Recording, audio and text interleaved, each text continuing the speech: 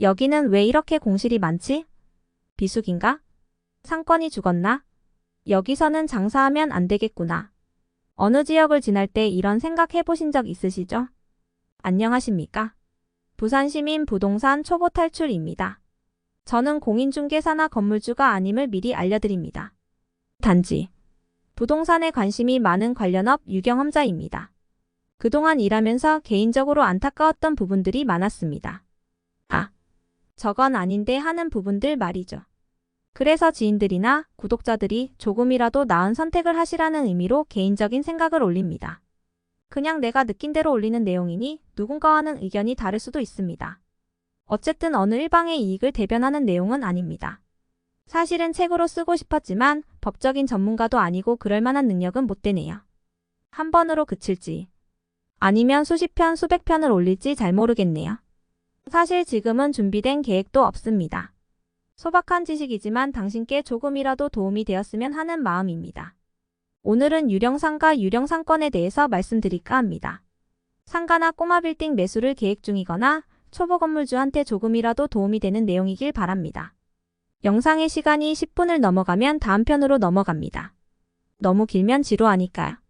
살면서 임대나 매매라는 부착물을 많이 보셨죠? 그런 부착물을 긍정적으로 본다면 여기가 매물로 나왔구나. 여기서 어떤 장사를 하면 잘 되겠다는 생각이 들겠지요. 반대로 부정적으로 본다면 여기가 또 나왔구나. 임차인이 자주 바뀌네. 장사가 잘 안 되나? 라고 생각할 수도 있을 거고요. 제가 생각하는 요점을 먼저 말씀드리자면 그런 부착물이 긍정보다는 부정적인 생각으로 연결될 가능성이 더 높다는 겁니다. 그리고 그런 부착물이 오랜 기간 붙어 있다면 마치 내가 정상이 아니라는 사실을 타인한테 스스로 알리는 것과 비슷할 거라는 생각이 드네요. 물론 내 것에 공실이 발생하면 가만히 있을 수는 없습니다. 무슨 일이라도 해야 되겠죠. 그 중에서 내 돈 안 드는 방법이 가장 먼저 떠오를 겁니다. 하지만 그것이 내 부동산의 상품 가치를 떨어뜨리는 일이라면 어떠신가요? 우리가 어떤 지역을 지나갈 때 임대나 매매라는 부착물이 많이 보인다면 그 지역에 대해서 어떤 생각이 드시나요? 내 건물에 부착물을 붙인 후에는 오늘이라도 당장 임대가 나갈 것 같습니다.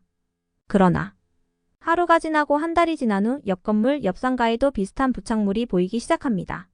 어느 날 그들보다 더 눈에 띄어야 된다는 생각이 들어서 다음날 부착물을 하나 더 붙입니다. 하지만 별다른 소식이 없네요. 이게 아닌가? 하고 다른 내용으로 또 붙여봅니다. 결국 며칠 후 인근 부동산 사무소에 임대를 의뢰하는데 그때부터는 부동산들도 경쟁적으로 부착물을 붙이기 시작합니다. 나중에는 앞유리 전체가 부착물로 가득합니다. 어느덧 옆 상가도 옆 건물도 부착물로 도배를 했네요. 그때 문득 이런 생각이 들겠죠. 나는 공실임을 알려서 임차인을 구하고 싶었을 뿐인데. 물론 이런 생각이 틀린 생각은 아닙니다. 그래도 이렇게 해서 결과적으로 임차인이 구해진다면 만족감이 들겠지요. 그런데 옆 건물에는 아직도 여전히 부착물이 붙어 있습니다. 그런 광경을 그 지역을 지나가는 행인의 눈으로 봤을 때 어떤 기분이 들까요? 저는 이런 광경들을 너무나도 많이 봐왔습니다.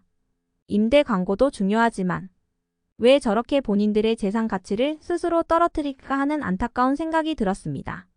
경제 상황이나 지역의 사정에 따라서 차이가 있겠지만 공실이 발생하는 이유는 각양각색이겠죠.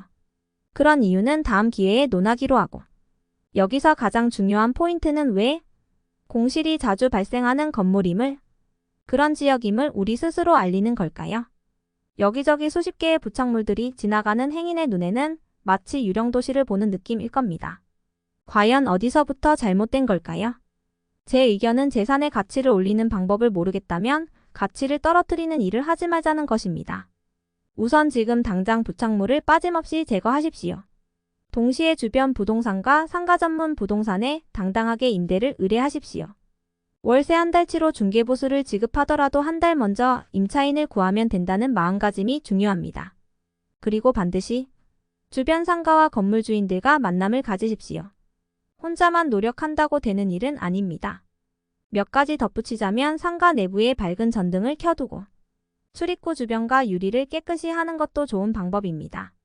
상가마다 선업종이 다르고 희망임대료도 차이가 있겠지만 다 함께 노력한다면 유령도시를 벗어나고 재산 가치를 올릴 수 있다고 믿으시기 바랍니다.